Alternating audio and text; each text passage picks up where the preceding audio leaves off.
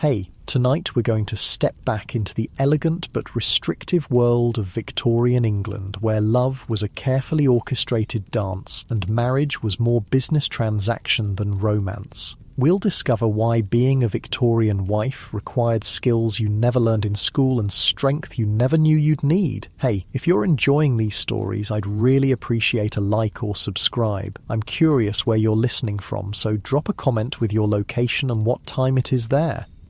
Now, find a cozy spot, take a slow, deep breath, and let your body sink into comfort as we journey back in time together. Congratulations, you've just woken up in 1860 as an 18-year-old woman in Victorian England. The morning light filters through heavy velvet curtains, and you can feel the weight of your thick cotton nightgown against your skin. Your feet hit the cold wooden floor, and immediately you're reminded that central heating doesn't exist yet. The chill seeps through the floorboards and wraps around your ankles like invisible fingers. You're about to enter what Victorian society calls your season, and everything in your life is about to change forever. But here's the thing, you don't get to fall in love the way you might imagine. You can't swipe right, you can't text, and you definitely can't be alone with someone you're attracted to. Not even for a minute. Your mother appears in the doorway, her face serious. Today, darling, we begin preparing you for society. Her words carry weight because this isn't about parties or fun. This is about finding a husband, and it's treated with the same gravity as a military campaign. The good news is you're considered ready for this world now that you're 18. The bad news? Every single thing you do from this moment forward will be watched, judged and recorded in the mental notebooks of every person you meet. Your reputation is like a soap bubble, beautiful but so fragile that one wrong move will pop it forever. You might think Victorian courtship was romantic, all handwritten letters and stolen glances. And yes, there was romance, but it bloomed under conditions so strict they'd make a modern teenager feel claustrophobic. Every conversation, every look, every tiny gesture had to follow rules that weren't written down anywhere, but everyone somehow knew. Your mother helps you into your stays, the Victorian version of a bra and back support combined. People today imagine these as torture devices, but really they're more like a very structured undershirt. The laces pull snug around your ribs, not crushing but supportive. You can breathe just fine, though taking a really deep breath requires a conscious effort. The stays push your shoulders back and make you stand straighter, and honestly, your posture does look better. Over the stays goes your chemise, a soft cotton layer that feels cool against your skin. Then come the petticoats, layers of white cotton that rustle softly as you move. The sound is oddly comforting, like gentle rain on leaves. Finally, your dress, a morning gown in pale blue wool that makes your skin look porcelain smooth in the mirror. But here's what you're really wearing, an invisible set of rules so complex they'd make modern dating advice look simple.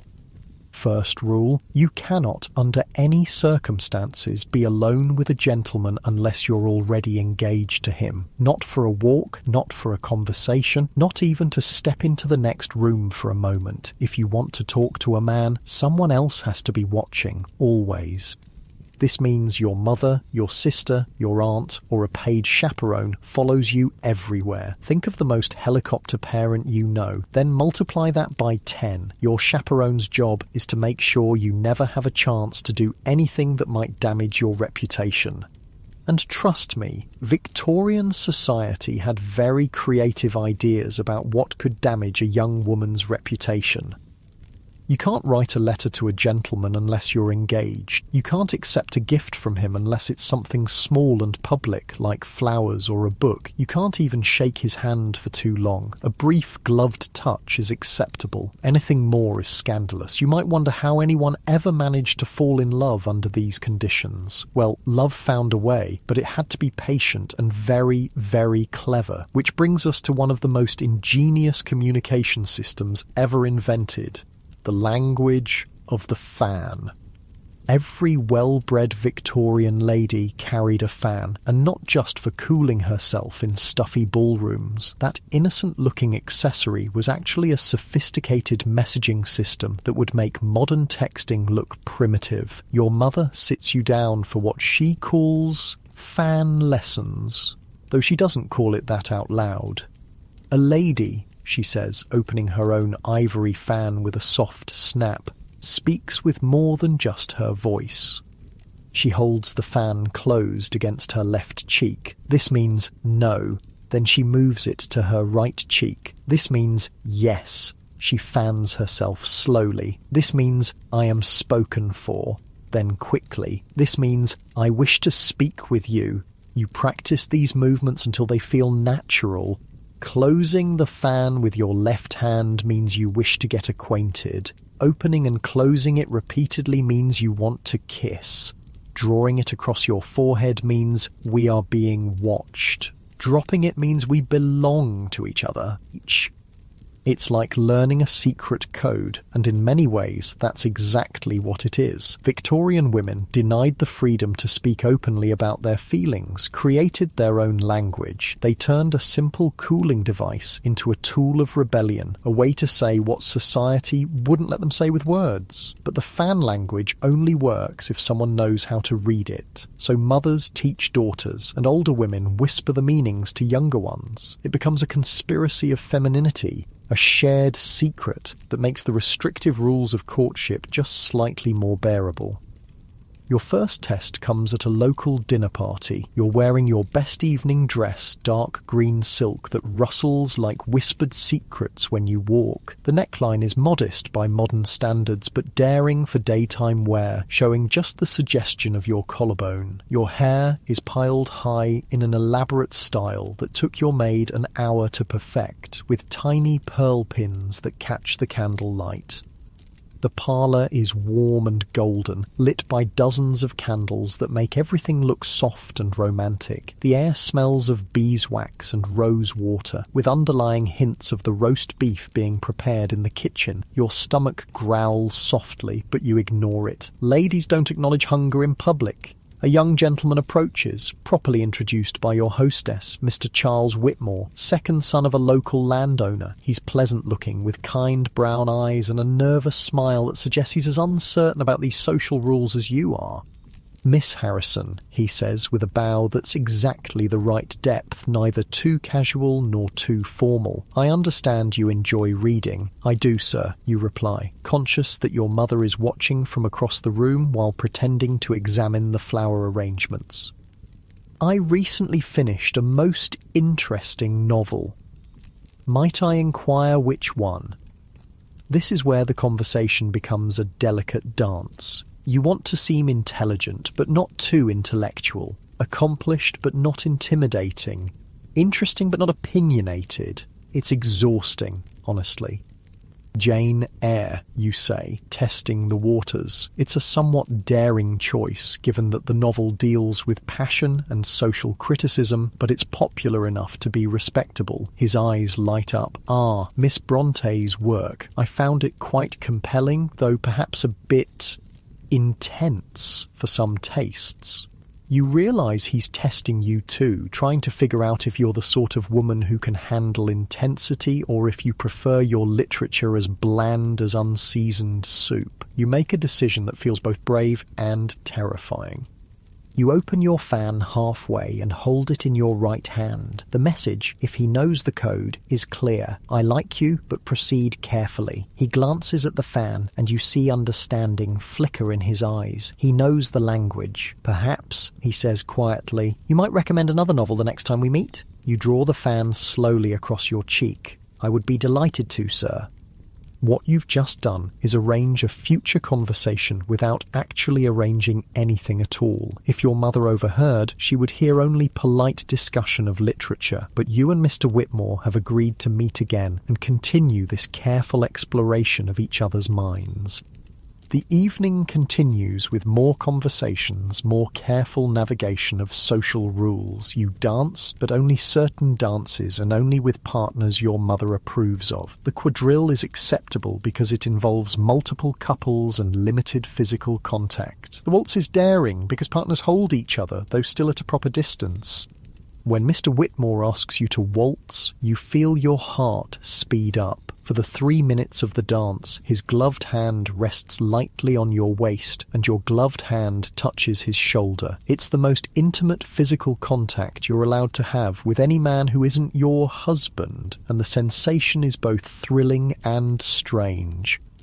You can feel the warmth of his hand through the layers of fabric. When he guides you through a turn, you catch a hint of his cologne, something woodsy and masculine that makes you slightly dizzy. For just a moment, you understand why these dances are considered scandalous by the strictest members of society. But all too soon, the music ends and he bows while you curtsy. The magical moment is over, and you're back to carefully chaperoned conversation and meaningful glances across crowded rooms. This is how Victorian courtship works. 3 minutes of dancing feels revolutionary, and holding someone's hand without gloves on would be absolutely shocking. Everything is heightened because everything is restricted. A smile becomes significant because it's all you're allowed to offer. A meaningful look carries the weight of a love letter because you can't actually send love letters. As the weeks pass, you and Mr. Whitmore develop a relationship through the most carefully orchestrated encounters imaginable. You happen to meet at the same lending library on Tuesday afternoons. You're both invited to the same dinner parties and musical evenings. Your mothers, who are not fools, notice this pattern and approve. But even as this gentle courtship develops, you're beginning to understand that marriage in Victorian England isn't really about love at all. It's about money, property, and social advancement. Love, if it happens, is considered a pleasant bonus. Your father has already had conversations with Mr. Whitmore's father, not about whether you two like each other, but about the financial arrangements that would make a marriage possible. These men are negotiating a contract that will govern the rest of your life, and you won't see the terms until after everything is decided. Mr. Whitmore's family wants to know exactly how much money your father will provide as your dowry. Your father wants to know what Mr. Whitmore stands to inherit and how he plans to support a wife. Both families are calculating whether this union will improve their social standing, increase their wealth, or provide useful business connections. You're not consulted about any of this. You're the prize in the negotiation, not a participant in it.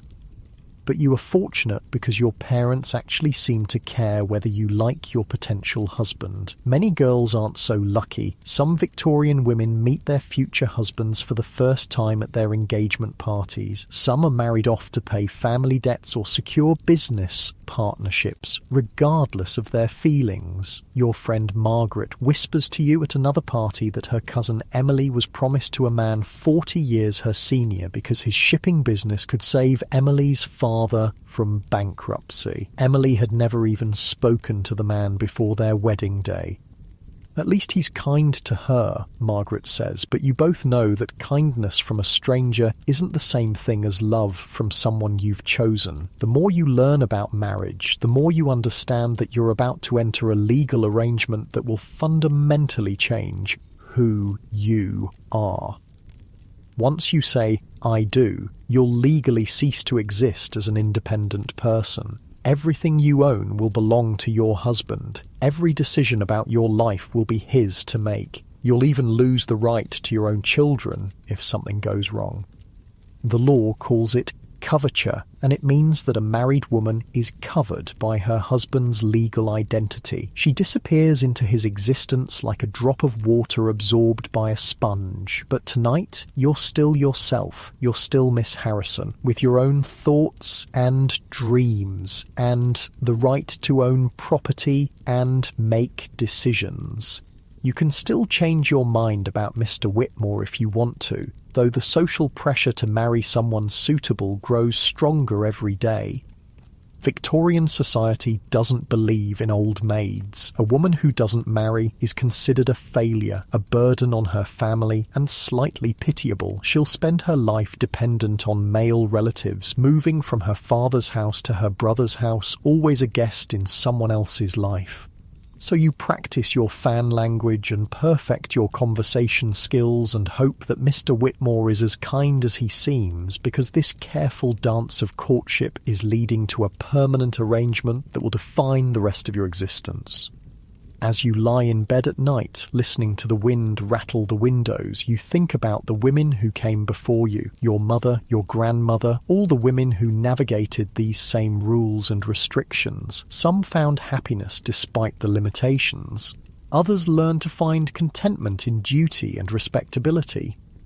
But all of them, every single one, had to surrender their legal identity and personal freedom in exchange for the social respectability that comes with marriage. It's the price Victorian women pay for security, for a place in society, for the protection of a man's name and income. Tomorrow, you'll put on your stays and your layers of petticoats and your carefully modest dress. You'll practice your fan language and perfect your smile and continue the elaborate dance of Victorian courtship, because this is how women survive in 1860, by following the rules perfectly and hoping the man they marry will be kind.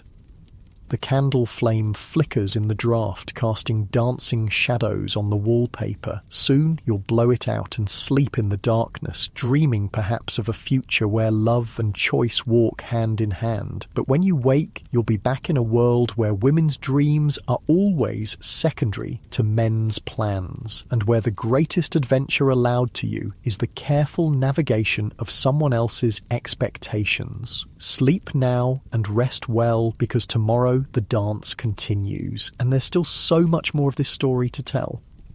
The morning arrives when everything changes forever. Mr. Whitmore, now simply Charles in the privacy of your thoughts, has asked your father for your hand in marriage. The negotiation took place in your father's study over brandy and cigars, while you sat in the morning room pretending to embroider and straining to catch fragments of conversation through the heavy oak door. You hear the low rumble of masculine voices, occasional laughter, and the scratch of pen on paper. They're drawing up the marriage settlement, a legal document that will govern every aspect of your financial future, the dowry your father will provide, the property that will be held in trust, the arrangements for any children you might have. Your entire life is being planned and documented in that room, and you're not invited to participate.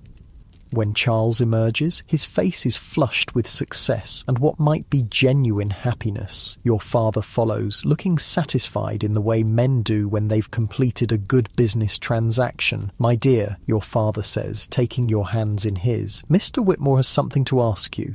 This is the moment you've been preparing for, but it still feels surreal. Charles takes your hands, his gloves soft against your fingers, and asks the question that will determine the rest of your existence. "Miss Harrison, would you do me the honour of becoming my wife?" You say yes because that's what you're supposed to do, and because you genuinely like him, and because refusing would create a scandal that would follow you forever. But as the words leave your lips, you feel something shift inside you, like a door closing on a room you'll never enter again.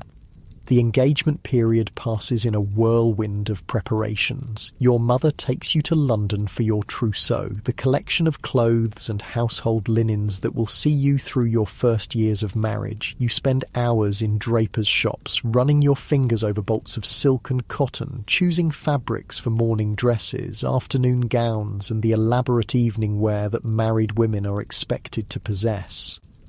The wedding dress requires 6 fittings: white silk with tiny seed pearls sewn into intricate patterns, sleeves that button from wrist to elbow with 32 covered buttons each, and a train that requires 2 small bridesmaids to manage. When you stand before the mirror in the dressmaker's shop, you look like a beautiful stranger, a porcelain figurine dressed for display. But beneath the white silk, you're learning lessons your mother never explicitly taught you. Other married women, speaking in lowered voices over tea, share fragments of information about what to expect on your wedding night. The advice is vague and contradictory, leaving you more confused than informed. Be patient with your husband, says Mrs. Thornfield, a woman who's been married 15 years and has 6 children. Men have needs that women must accommodate. Remember your duty, adds Mrs. Pemberton, her voice tight with something that might be remembered pain. A wife's primary obligation is to provide her husband with heirs. Nobody explains exactly what this duty involves, but you gather it's something physical, probably uncomfortable, and definitely not discussed in polite society. You're supposed to understand through intuition what generations of women have learned through experience, often painful experience. The wedding day arrives with the kind of October weather that makes everything look like a watercolour painting. Golden light slants through the church windows, illuminating dancing dust motes that remind you of fairy tales. Your dress rustles like whispered secrets as you walk down the aisle on your father's arm, and for a moment the ceremony feels genuinely magical.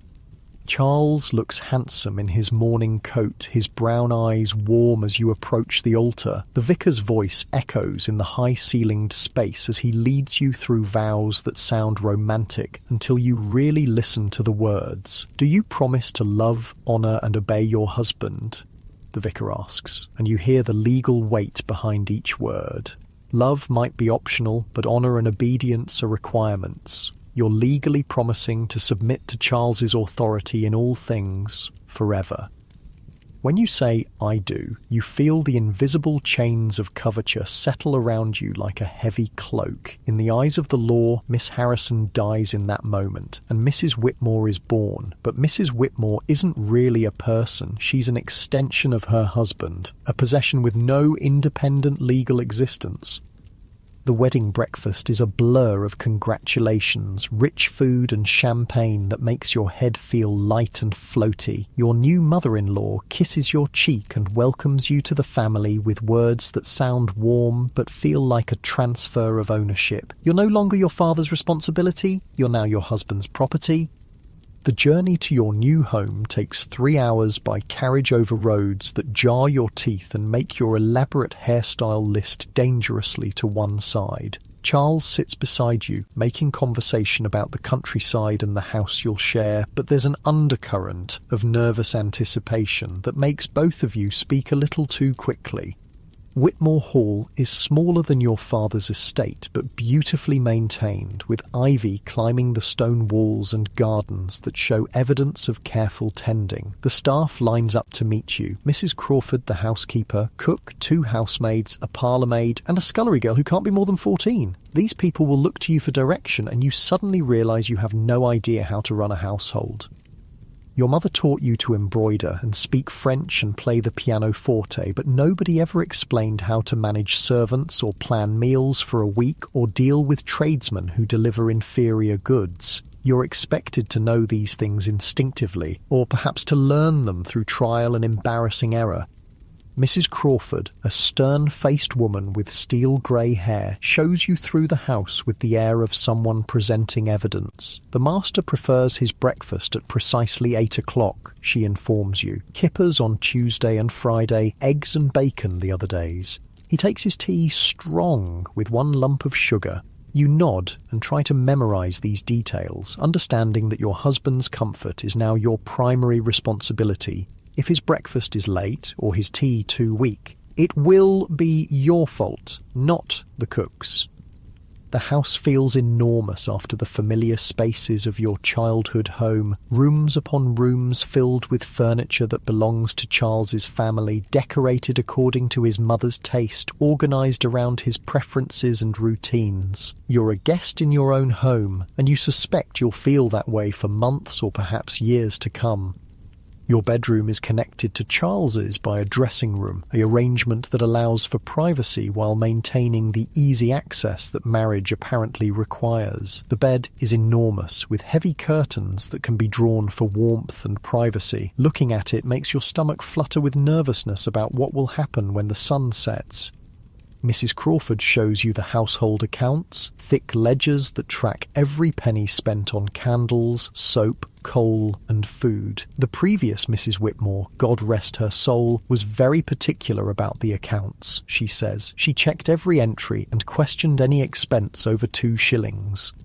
You stare at the neat columns of figures and realise you're looking at your future. Every day you'll need to review these accounts, manage the household budget, and make decisions about expenditures that could affect your family's financial standing. If you spend too much on groceries, Charles will notice. If you spend too little and the quality suffers, Charles will notice that too. The weight of responsibility settles on your shoulders like a heavy shawl. You're now accountable for the smooth running of a household that employs 6 people and maintains the social standards expected of a gentleman's family. One poorly planned dinner party could damage Charles's business relationships. One incident of poor housekeeping could reflect badly on his social standing. As evening approaches, your new lady's maid, a young woman named Sarah, helps you out of your wedding dress and into a nightgown that feels simultaneously too revealing and too concealing. The white cotton is softer than anything you've ever worn, but it's designed for a purpose you don't fully understand.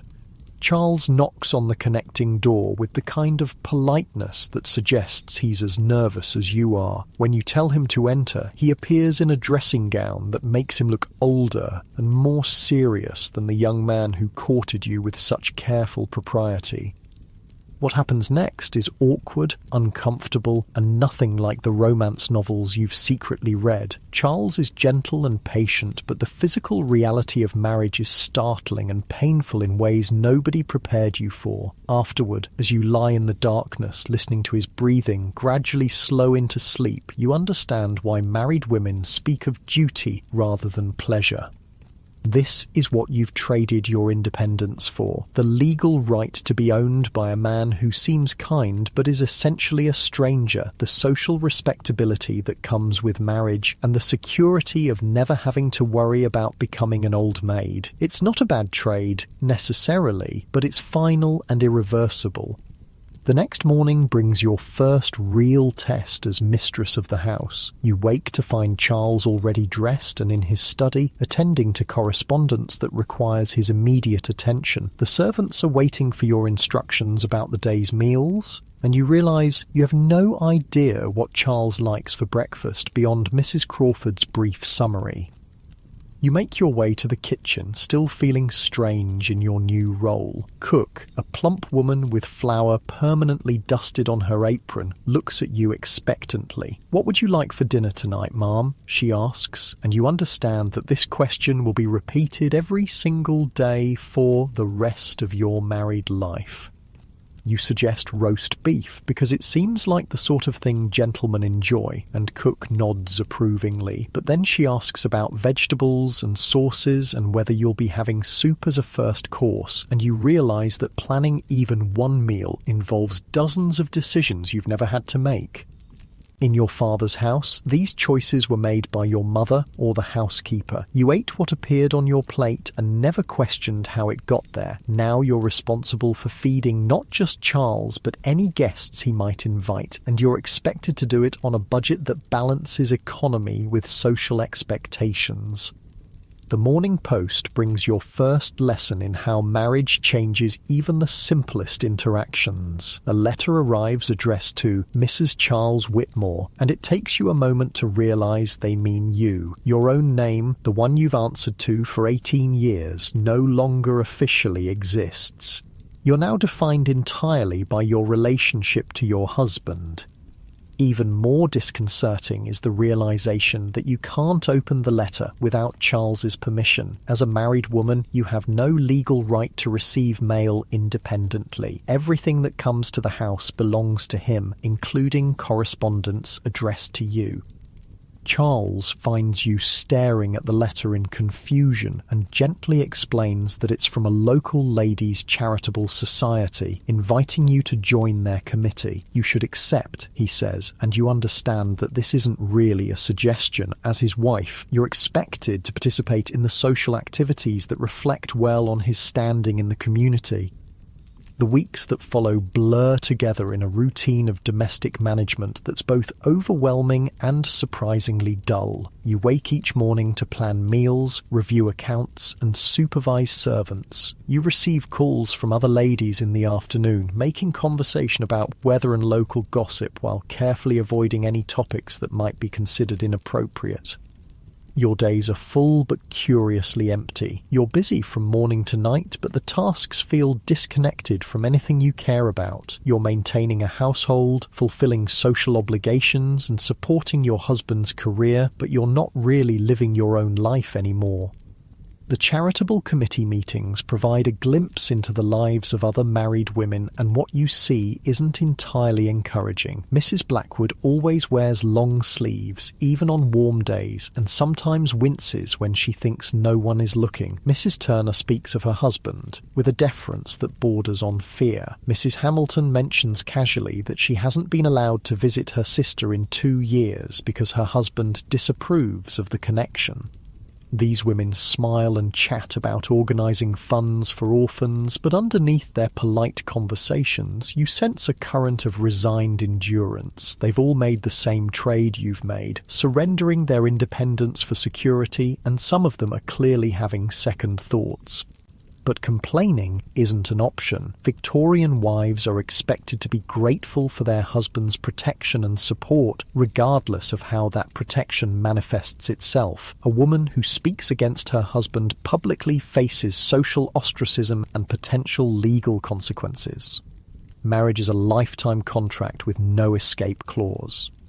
Charles, to his credit, seems genuinely concerned with your happiness. He asks about your day, listens to your concerns about managing the household, and gently corrects your mistakes without making you feel foolish. But even his kindness comes with an undercurrent of authority that reminds you of your new position in the world.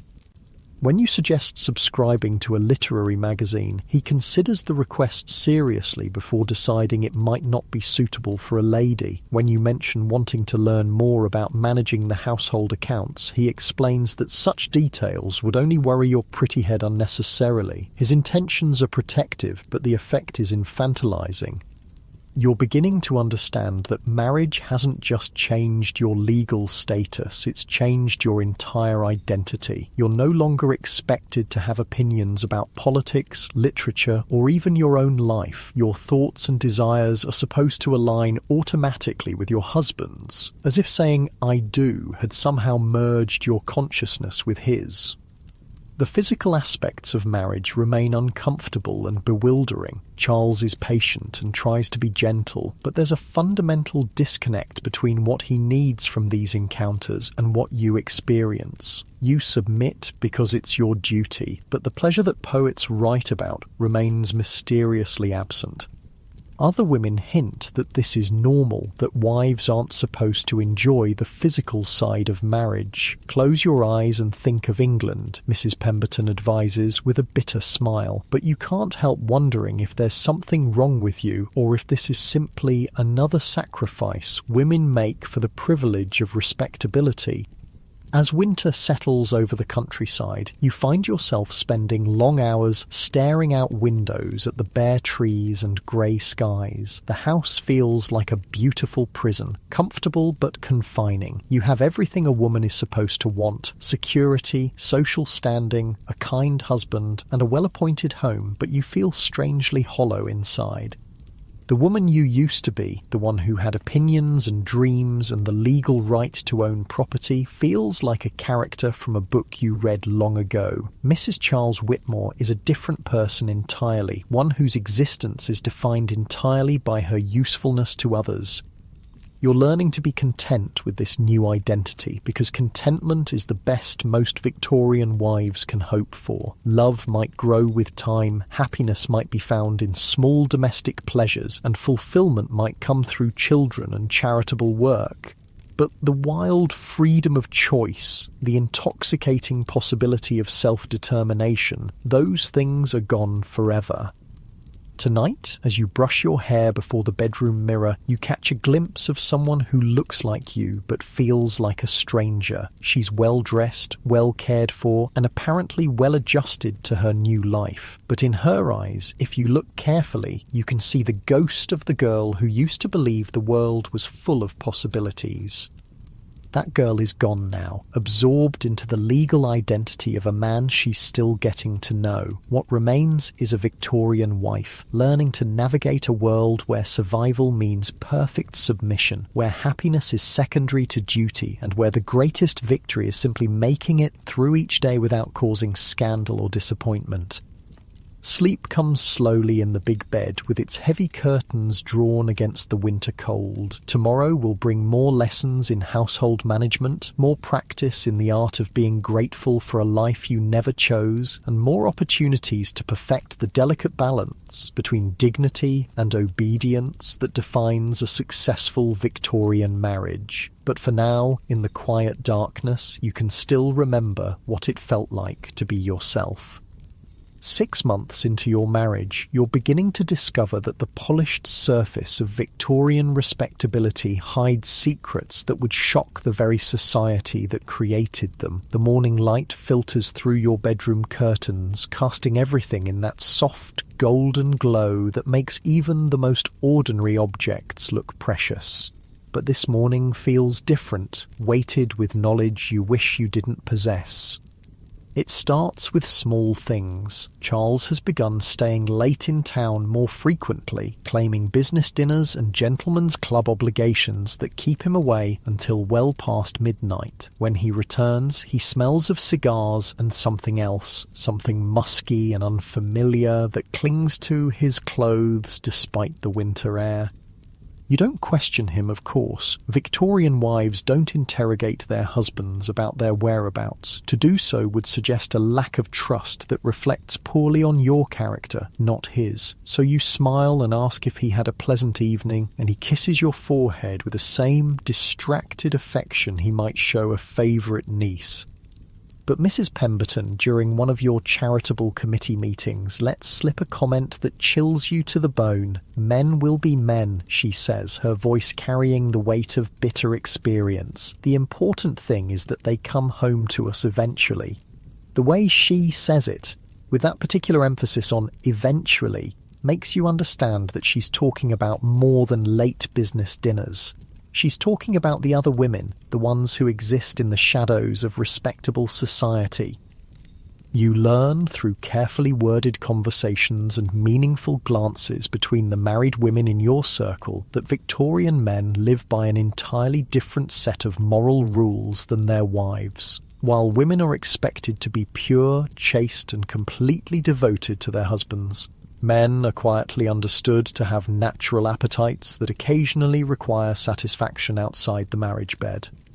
The prostitutes who work the theatres and music halls of London aren't just serving rough-working men or bachelor gentlemen. Many of their customers are respectable married men, pillars of the community, churchgoers who preach about morality on Sunday and seek pleasure in brothels on Tuesday.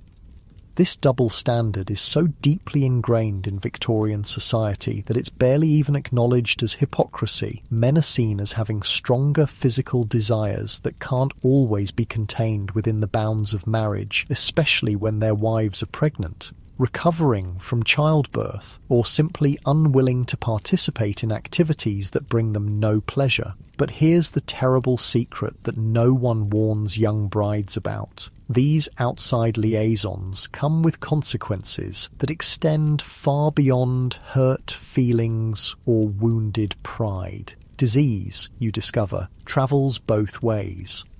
Mrs. Hamilton, whose husband travels frequently for business, has been declining in health for months. Her skin has taken on a yellowish tinge, and she's developed a persistent cough that worsens week by week. The doctor visits frequently, but speaks only to her husband about her condition, following the Victorian custom that shields women from distressing medical details.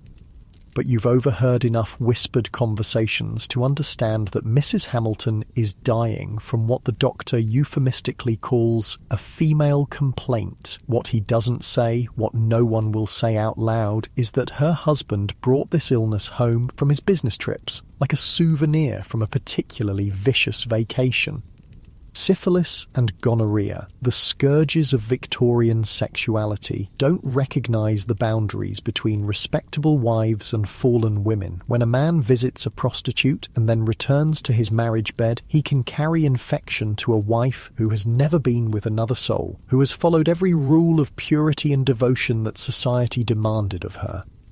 The cruel irony is that these women often don't understand what's happening to their bodies. Victorian medicine shields them from knowledge about their own anatomy, their own diseases, their own reproductive systems. They suffer mysterious ailments, lose babies to miscarriage, battle infertility, and sometimes die young, never knowing that their symptoms have a name and a cause.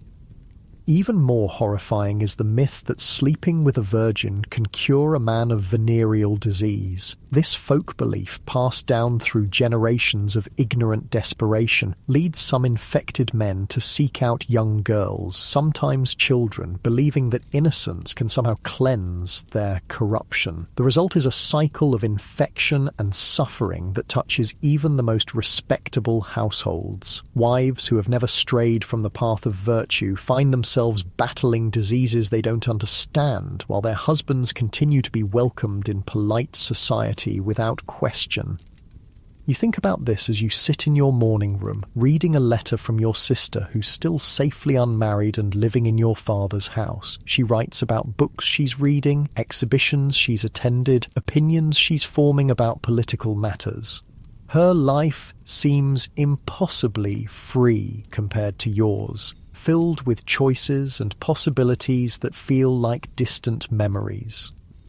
The contrast makes you acutely aware of how much you've lost. Marriage was supposed to be the beginning of your real life, but instead it feels like the end of your authentic self. You've traded your independence, your legal rights, your freedom of movement, and your intellectual autonomy for security and social acceptance, and now you're beginning to suspect that even the security might be an illusion. Your own health has been uncertain lately. Nothing dramatic, just a persistent fatigue and some discomfort that you mention to Charles, but that he dismisses as typical feminine weakness. When you suggest calling the doctor, he assures you that such things resolve themselves naturally and that you shouldn't worry your pretty head about minor complaints. But you've been listening more carefully to the conversations of other wives, and you're starting to recognise patterns, the way Mrs. Thornfield excuses herself frequently during social gatherings, the careful way Mrs. Blackwood sits as if movement causes her pain, the drawn look around Mrs. Turner's eyes when she thinks no one is watching. These women are suffering in silence, bound by a code of respectability that prevents them from discussing their bodies, their health, or their marriages with anything approaching honesty. They hint and imply and speak in euphemisms, but they never say outright what everyone understands: that marriage for many Victorian women is a form of sanctioned victimhood.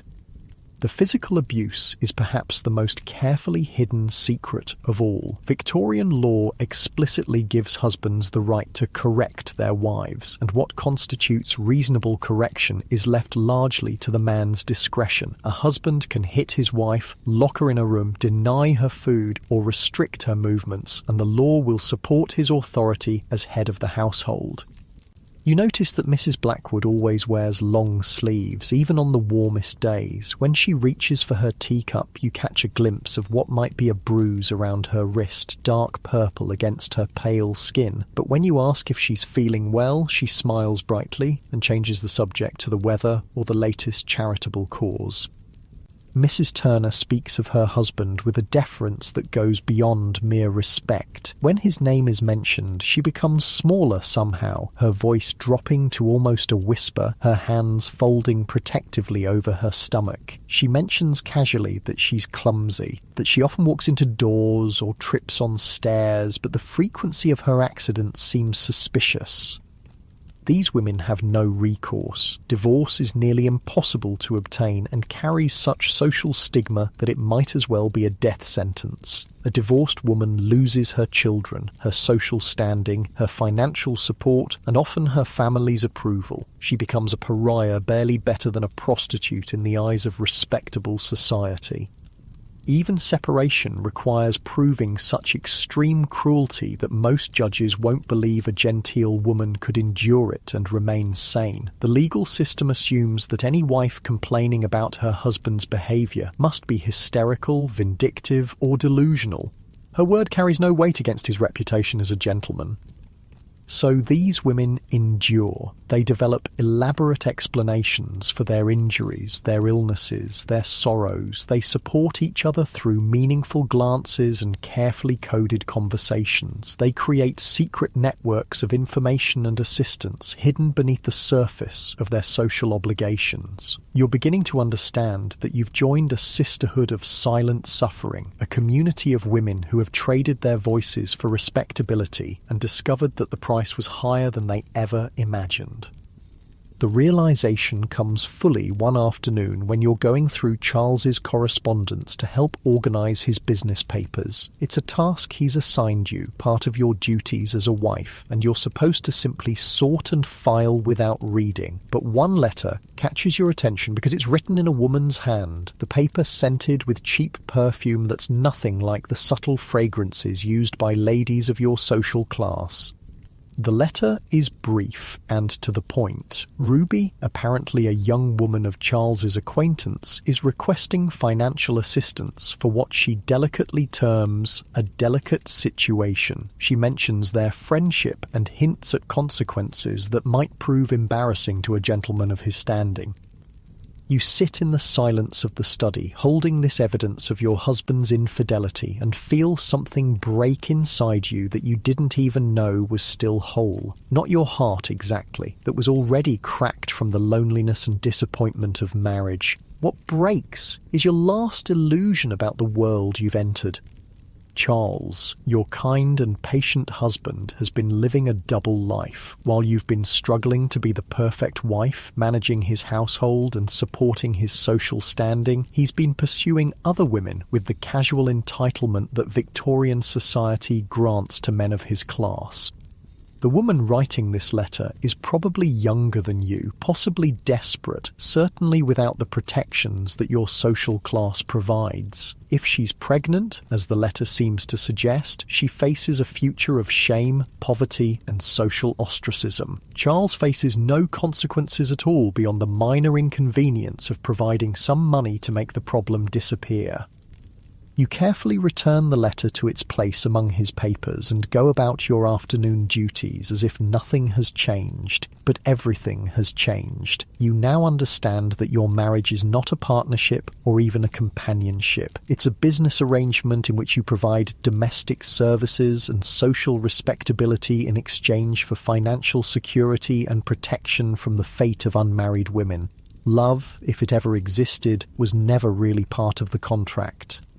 That evening, as you sit in the drawing room doing needlework while Charles reads his newspaper, you study his face in the lamplight. He looks exactly the same, kind brown eyes focused on the political news, occasionally commenting on some parliamentary debate or business development. But you're seeing him differently now, understanding that the man you married contains depths of selfishness and entitlement that your naive 18-year-old self never imagined. The worst part is that you can't even be angry with him. Not really. He's behaving exactly as Victorian society expects men to behave. He provides for you financially, treats you with public respect, and fulfills his social obligations as a husband. The fact that he seeks sexual satisfaction elsewhere, that he risks bringing disease into your marriage bed, that he casually exploits vulnerable women, these things are considered normal masculine behavior. You're the one who had unrealistic expectations. You're the one who somehow believed that marriage would involve mutual respect, shared affection, and basic consideration for your well-being. You're the one who was foolish enough to think that the romantic courtship meant something deeper than a successful business negotiation. The needlework blurs in your vision as tears you won't allow yourself to shed threaten to spill over. Victorian wives don't cry about their husbands' infidelities. They accept them gracefully, manage the household consequences discreetly, and maintain their dignity through all circumstances. So you blink back the tears and continue your embroidery, creating tiny, perfect stitches that will last long after everyone who might admire them is dead. Like all Victorian wives, you're learning to find meaning in small, contained activities, to take satisfaction in tasks that require skill but demand nothing dangerous like independent thought or personal expression. The clock on the mantelpiece chimes 9, and Charles folds his newspaper with the satisfied air of a man whose world is exactly as it should be. "Shall we retire, my dear?" he asks, and you nod and smile as if this routine brings you pleasure instead of resignation. In your bedroom, Sarah helps you out of your evening dress and into the white cotton nightgown that signals your availability for whatever Charles might require. The ritual has become mechanical, a series of movements performed without conscious thought or emotional investment. You lie in the darkness afterward, listening to Charles sleep peacefully beside you, and understand that this is your life now. Tomorrow will bring the same household duties, the same social obligations, the same careful performance of contentment. You'll plan meals and review accounts and receive visitors and pretend that your greatest ambition is to please a man who barely sees you as a complete person.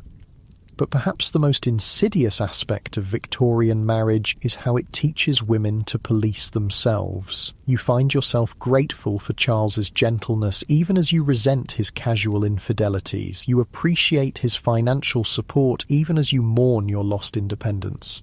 You value the social respectability of marriage even as you suffocate under its restrictions. This is how the system perpetuates itself, by making women complicit in their own oppression, by teaching them to be thankful for crumbs of consideration, by convincing them that any alternative would be worse than their current situation. You pull the heavy blankets up to your chin and try to find comfort in the warmth, in the solid walls around you, in the knowledge that you'll never be a homeless spinster dependent on reluctant relatives for charity. These are real benefits, genuine securities that many women lack. But as sleep finally begins to claim you, you allow yourself one moment of pure honesty. You think about the girl you used to be, the one who believed in love and choice and the possibility of a life shaped by her own desires. That girl is gone, dissolved into the legal identity of Mrs. Charles Whitmore, like sugar dissolving in bitter tea. What remains is a woman learning to survive in a world designed to contain her, to find satisfaction in servitude, to discover dignity in submission. Tomorrow you'll wake up and put on that identity again because it's the only one available to you now. But tonight, in the quiet darkness of your marriage bed, you can still remember what it felt like to be free. 2 years into your marriage, you discover that some Victorian wives have found their own solutions to impossible situations. The knowledge comes to you gradually, like a slow poison seeping through the walls of respectable society, carried in whispered conversations and meaningful silences between women who have learned to communicate in codes that men never bother to decipher. It begins with Mrs. Pemberton's sudden widowhood. Her husband, a robust man in his 40s who had never shown signs of illness, takes to his bed one Tuesday morning, complaining of stomach upset, and dies 3 days later. The doctor attributes his death to a virulent strain of influenza, but you notice how Mrs. Pemberton's relief seems disproportionate to her grief.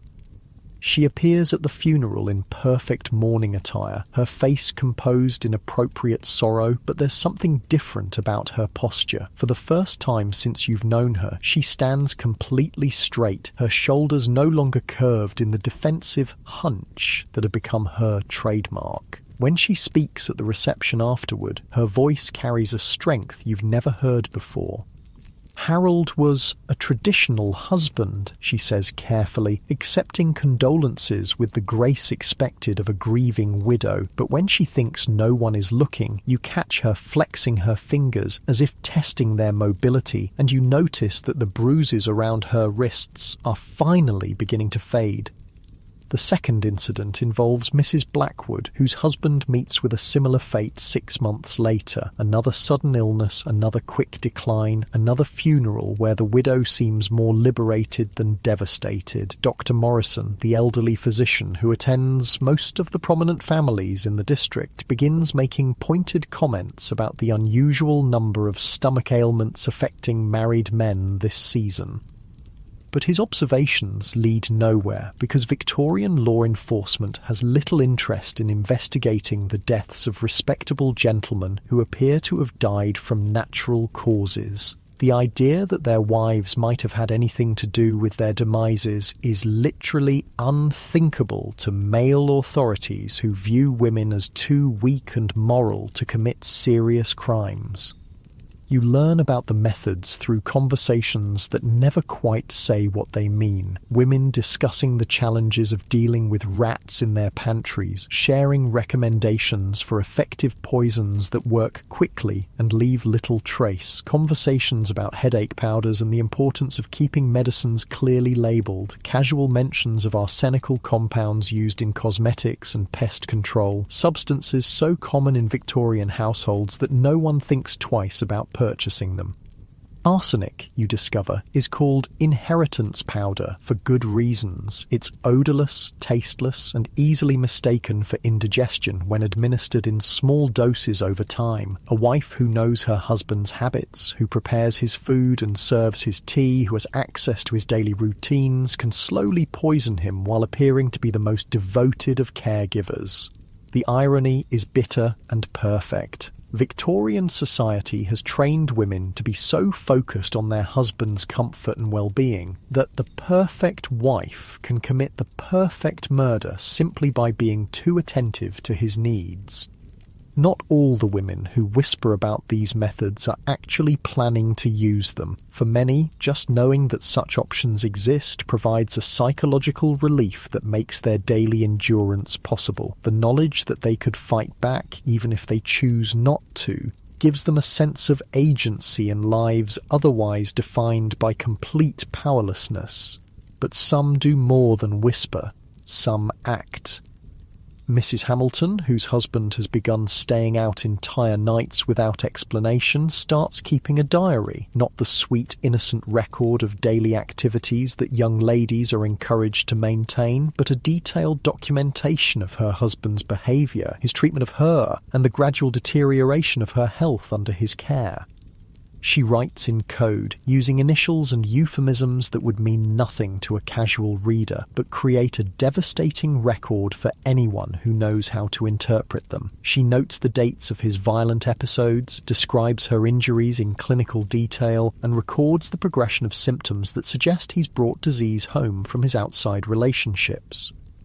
C returned late again, condition requiring attention to my person, she writes on a Tuesday in March. Injuries to left arm and shoulder area, applied cold compresses, symptoms of previous complaint returning. To anyone else, this might read like notes about a clumsy accident and a recurring illness, but Mrs. Hamilton is creating evidence that might someday save her life or explain her death.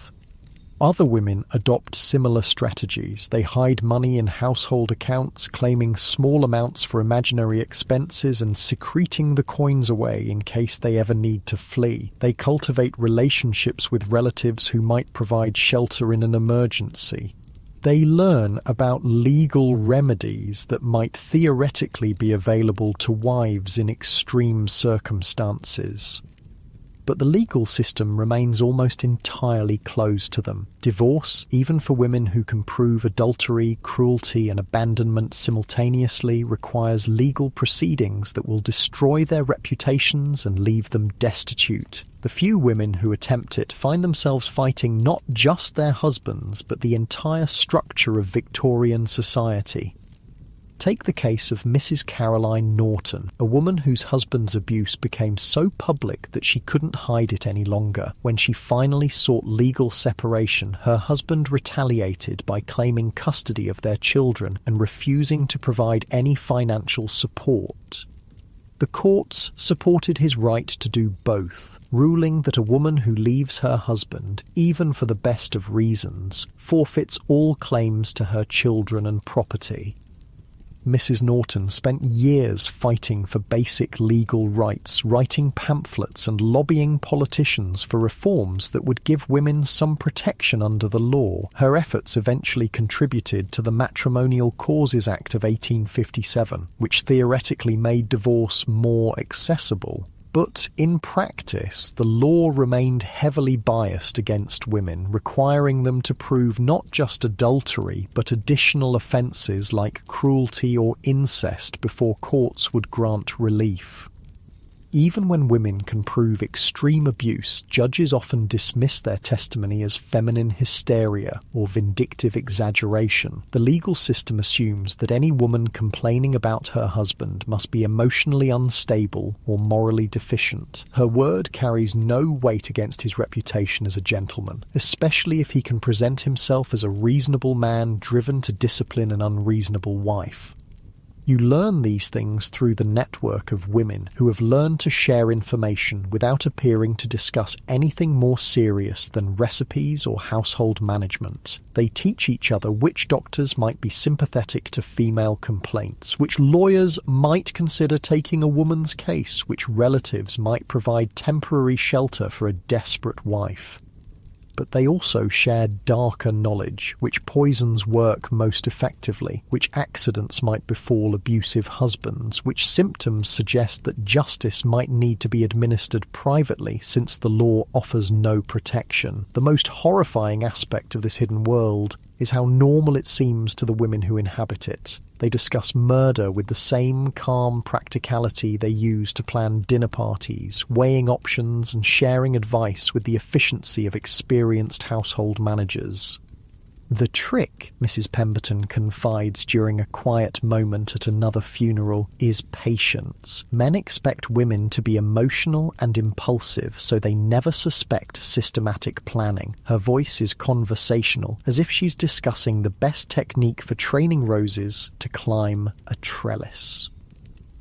And consistency, adds Mrs. Blackwood, adjusting her mourning veil with hands that no longer shake.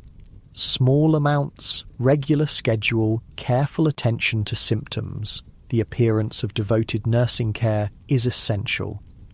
They speak like professionals sharing trade secrets, which in a way they are. Victorian society has trained them to be experts in their husband's habits, preferences, and vulnerabilities. They know exactly when he takes his tea, what foods he favours, which medicines he relies on for various complaints. They've spent years studying these men with the focused attention that comes from having their survival depend on predicting masculine moods and needs. Now, some of them are simply applying that expertise in a different direction. You listen to these conversations with a mixture of horror and fascination, understanding that you're receiving an education no finishing school ever provided. These women are teaching you that survival sometimes requires moving beyond passive endurance into active resistance, even when that resistance takes forms that would horrify the ministers who preach about feminine virtue and wifely submission. But you also realise that you're fortunate. Charles, for all his faults, has never raised a hand to you. His infidelities hurt your feelings and endanger your health, but he doesn't beat you, lock you in your room, or deny you food as punishment for imagined transgressions. Compared to some of the husbands these women describe, yours is practically a gentleman. This relative mercy makes your position more complex. You have grievances, but not grounds for the extreme measures that desperation sometimes requires. You're trapped in a marriage that disappoints and constrains you, but you're not in immediate physical danger. Your suffering is largely emotional and psychological, the slow erosion of selfhood rather than the acute crisis of physical abuse. So, you continue your daily routines, managing the household with increasing competence, fulfilling your social obligations with practiced grace, and maintaining the appearance of a satisfied wife while documenting your own experiences in a private diary that you hide beneath your jewellery box.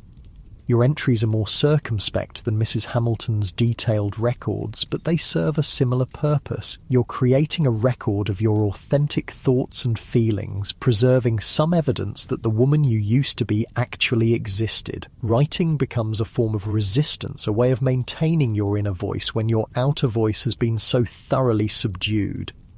Today, C informed me that we would be entertaining his business associates next week, you write one evening, after a particularly frustrating conversation. He expressed surprise that I might have opinions about the menu, reminding me that such decisions are best left to those with experience in business matters.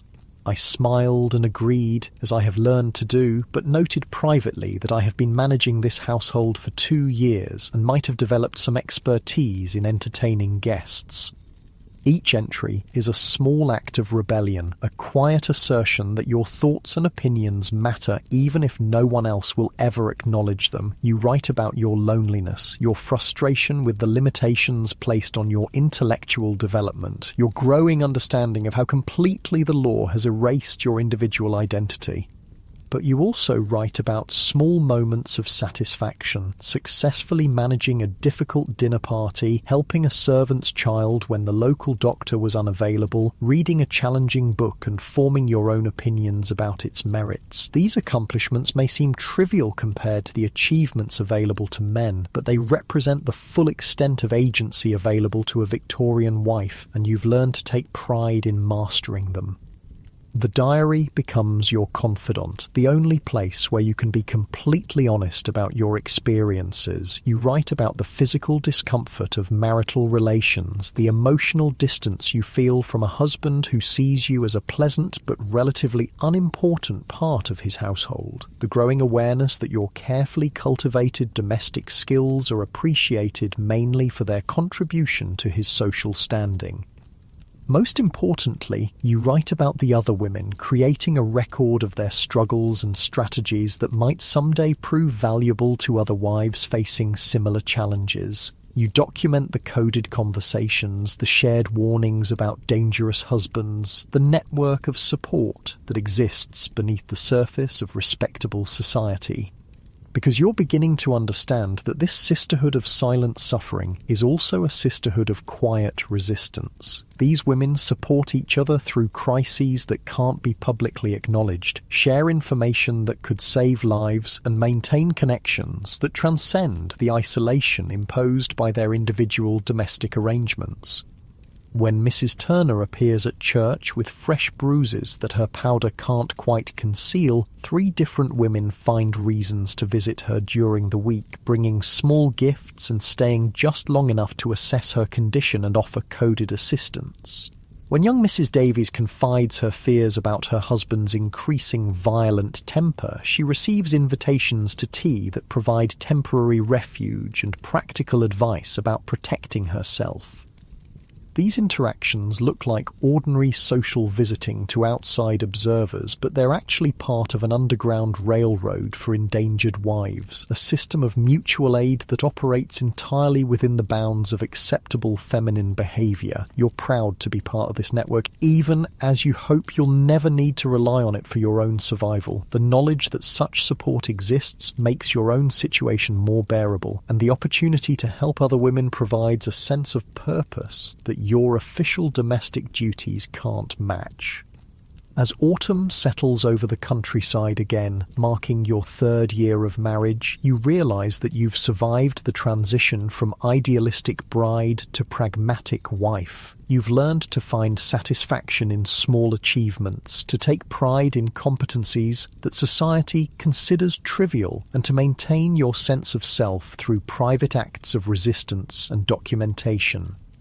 You're not the woman you expected to become when you walked down the aisle in that white silk dress, but you're not the completely erased creature that Victorian law intended to create either. You found ways to preserve your identity within the constraints of marriage, to build meaningful relationships despite social isolation, and to exercise what limited agency is available to you.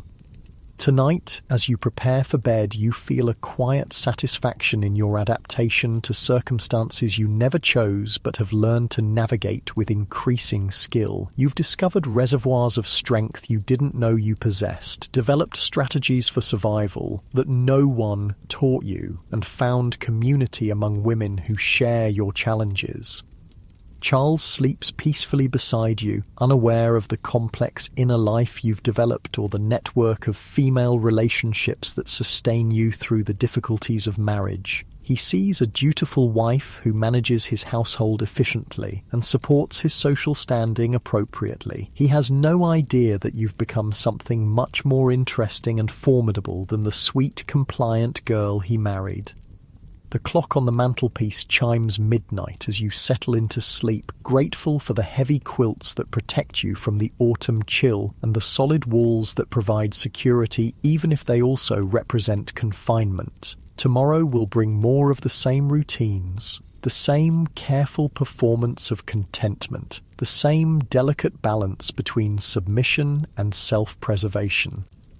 But you'll face it with the knowledge that you're not alone, that other women have survived similar challenges, and that resistance takes many forms, some of them so subtle that even the most observant husband would never notice them. You've learned to be dangerous in ways that look like devotion, rebellious in ways that appear to be obedience, and strong in ways that men mistake for weakness. Sleep comes easily now, your breathing settling into the slow, steady rhythm of someone who has found peace within circumstances that once seemed impossible to endure. 5 years into your marriage, you witness something that changes everything. A woman who refuses to be silent. Her name is Mrs. Elizabeth Morrison, and she arrives in your district as the new vicar's wife, carrying herself with a confidence that immediately sets tongues wagging throughout the parish. Unlike the other wives in your social circle, Mrs. Morrison speaks directly to her husband during public gatherings, offering her own opinions on theological matters and community issues. She doesn't defer to his authority with the automatic submission that Victorian society expects. Instead, she treats him like an equal partner, someone whose opinion she values but doesn't automatically consider superior to her own. The shock this creates among the local families is palpable. During her first month in the parish, you overhear at least 3 different conversations questioning whether Reverend Morrison properly controls his household. The gentlemen express concern about the example such behaviour sets for other wives, while the ladies whisper about Mrs. Morrison's obvious lack of proper training in feminine deportment. But you find yourself drawn to her like a moth to candlelight. There's something magnetic about watching a woman move through the world with the kind of self-possession you remember having once, long ago, before marriage taught you to fold yourself into smaller and smaller spaces. Mrs. Morrison calls on you one Tuesday afternoon, following the social customs that require new residents to introduce themselves to established families. But instead of the stilted conversation about weather and household management that usually characterises such visits, she asks you directly what you think about the proposed changes to the poor laws currently being debated in Parliament. The question catches you so off guard that you almost spill your tea. No one has asked for your political opinion in 5 years. You've barely allowed yourself to form political opinions, understanding that such thoughts are irrelevant to your role as a wife. My husband follows such matters more closely than I do, you stammer, falling back on the safe response that deflects any suggestion that you might have independent thoughts about public affairs. Mrs. Morrison sets down her teacup and looks at you with the kind of direct attention that makes you feel slightly breathless. But surely you have observations about the treatment of poor families in this district. You work with the charitable society, don't you? You must see the effects of current policies on women and children who need assistance. And suddenly, you're talking, really talking, for the first time in years. You tell her about the families you've visited, the impossible choices facing women whose husbands have died or abandoned them, the children who go hungry because their mothers have no legal right to their father's property. You find yourself expressing opinions you didn't even know you had, drawing connections between individual cases and broader social patterns. Mrs. Morrison listens with the intensity of someone who considers your thoughts genuinely valuable, asking follow-up questions that demonstrate she's actually paying attention to your words rather than simply waiting for her turn to speak. The conversation lasts 2 hours and leaves you feeling more alive than you have since your wedding day. After she leaves, you sit in your morning room staring at the spot where she had been, marvelling at the experience of being treated like a complete person rather than a decorative accessory to your husband's life. You realise how starved you've been for intellectual engagement, how much you've missed the simple pleasure of exploring ideas with someone who respects your capacity for complex thought. Mrs. Morrison becomes a regular visitor, and through her you meet other women who are quietly challenging the restrictions that define Victorian femininity. They gather in each other's drawing rooms under the pretense of discussing charitable work or cultural improvement, but their real purpose is far more radical. They're educating themselves about legal rights, political developments, and social reforms that might improve women's lives. These meetings introduce you to women who are writing pamphlets about women's education, organising petitions for legal reforms, and corresponding with other reformers throughout England and Europe. They share books that challenge conventional ideas about feminine capabilities and discuss strategies for expanding women's opportunities within the bounds of respectability. You learn about Frances Power Cobb, who writes scathing critiques of coverture laws and advocates for women's right to control their own property. You read the works of Caroline Norton, whose personal struggles with an abusive husband led her to campaign for legal reforms that would protect other wives from similar treatment. Most inspiring of all, you discover Barbara Lee Smith Bodishan, who not only writes about women's rights but lives them, maintaining her own household and supporting herself through her writing even after marriage. These women are proving that alternatives to complete submission exist, that some wives are finding ways to retain their independence and dignity within marriage or to create lives outside it entirely. The knowledge that such women exist transforms your understanding of what might be possible for your own life. You begin to see your current situation not as a permanent prison, but as a temporary constraint that might someday be loosened or escaped entirely. Inspired by these examples, you start making small changes in your own behaviour. When Charles announces his plans for your social calendar without consulting you, you politely express your own preferences instead of simply agreeing. When household decisions affect areas where you have genuine expertise, you offer your opinions with quiet confidence rather than deferring automatically to his judgment. These changes are subtle enough that Charles barely notices them, but they represent a fundamental shift in how you understand your role in the marriage. You're no longer simply responding to his needs and wishes, you're asserting your right to have needs and wishes of your own. The transformation accelerates when you begin writing for publication. Mrs. Morrison mentions that the local newspaper occasionally prints letters from readers about community issues, and she encourages you to submit your thoughts about the charitable society's work with poor families. Your first published letter appears under the byline "A Lady of the Parish," following the convention that allows women to express public opinions while maintaining appropriate anonymity. The letter argues for more systematic support for widowed mothers and generates several responses from other readers, creating exactly the kind of public discussion that Victorian ladies are supposed to avoid. But the thrill of seeing your ideas in print, of knowing that strangers are reading and responding to your thoughts, is unlike anything you've experienced since your wedding day. You feel a sense of purpose and accomplishment that household management has never provided. a connection to the broader world that marriage had severed. Charles notices the letter and comments approvingly that it reflects well on his household's charitable commitments, apparently never suspecting that his wife might be the author. His assumption that you couldn't possibly have written anything worthy of publication both amuses and motivates you to continue developing your writing skills. Over the following months, you publish several more letters, gradually becoming bolder in your arguments and more sophisticated in your analysis of social problems. You write about women's education, about the need for legal protections for wives, about the economic pressures that force poor women into prostitution. Each piece represents a small act of rebellion against the silence that Victorian society imposes on married women. The writing also connects you to a broader community of reform-minded women throughout England. You begin corresponding with other female writers and activists, sharing ideas and strategies for advancing women's rights within the constraints of respectable society.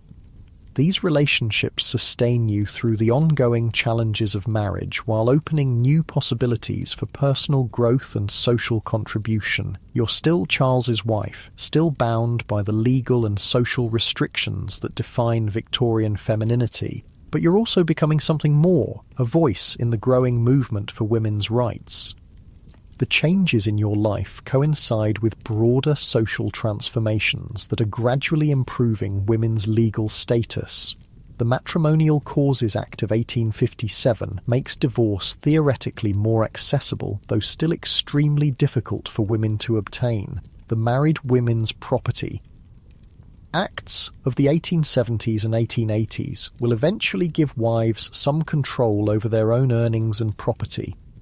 These legal reforms happen slowly and face enormous resistance from men who benefit from the current system, but they represent genuine progress toward recognizing women as independent legal persons rather than property belonging to their husbands. You follow these developments through newspapers and correspondence with other reform-minded women, understanding that you're witnessing the beginning of a transformation that will eventually benefit women who are still children today. The changes come too late to fundamentally alter your own situation, but they offer hope for future generations of wives who might have more choices than you've had. The realization that you're part of a historical transition gives meaning to the struggles you've endured and the small acts of resistance you've managed. Your suffering hasn't been pointless, it's part of a larger story about women's fight for recognition as complete human beings, worthy of legal protection and social respect. This perspective helps you find peace with the compromises you've made and the limitations you continue to face. You're not the completely independent woman you dreamed of becoming as a girl, but you're not the erased non-entity that Victorian law intended to create either. You've found ways to maintain your identity, contribute to meaningful social change, and build relationships that sustain and inspire you. Charles remains largely oblivious to your intellectual and political development, seeing only the efficient household management and appropriate social behaviour that fulfill his expectations of a wife. In some ways, his blindness to your inner life protects you, allowing you to pursue activities that might alarm him if he understood their significance. But you've also come to see his limitations more clearly, understanding that his inability to recognise your full humanity reflects his society's failure to educate men about women's capabilities rather than any personal malice. He's trapped by Victorian masculine expectations, just as you're trapped by feminine ones, though his cage is larger and more comfortable than yours. This understanding doesn't eliminate the loneliness or frustration you feel in your marriage, but it helps you approach these challenges with greater equanimity. You've learned to find fulfillment outside your relationship with Charles while maintaining the appearance of contentment that social stability requires.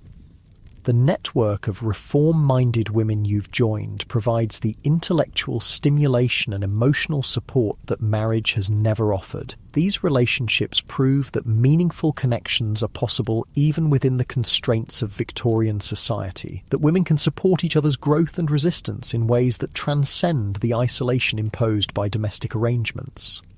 As your 10th wedding anniversary approaches, you reflect on the journey that has brought you from naive bride to seasoned survivor and secret rebel. You've learned skills that no finishing school taught, developed strengths that no one expected you to need, and found community among women who share your challenges and aspirations.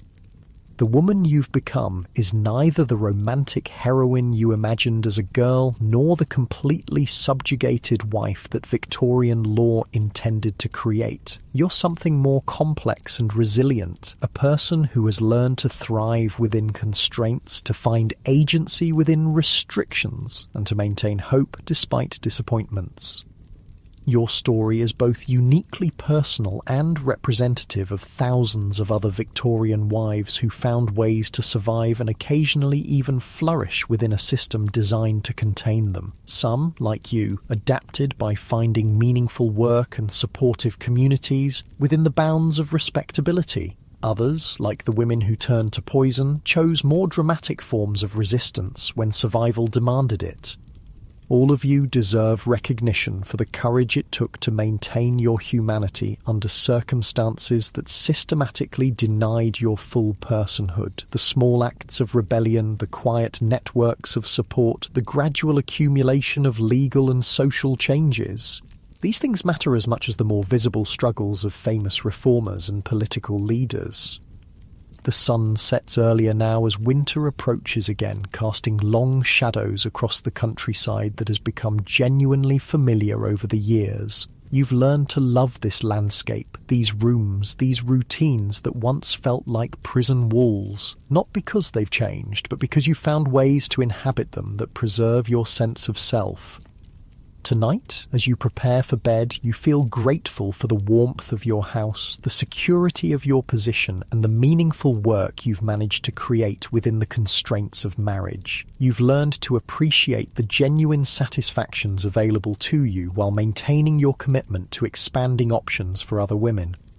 Charles sleeps peacefully beside you, unaware that he's married to a woman who has become far more interesting and formidable than the girl he courted so carefully all those years ago. He sees a successful wife who manages his household competently and reflects well on his social standing.